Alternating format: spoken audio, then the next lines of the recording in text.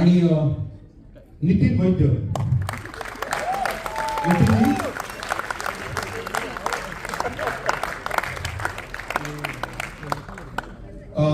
आमच्या डीओपी पूजा गुप्ते त्या आता इथे नाहीये, त्या मुंबईमध्ये, पण त्यांच्यासाठी सुद्धा आपण चित्रपट बघितल्यानंतर तुम्हाला कळेल की काय धमाल काम केलंय त्यांनी.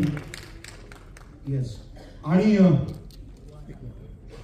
अर्थात पूर्वा आणि अनमोल.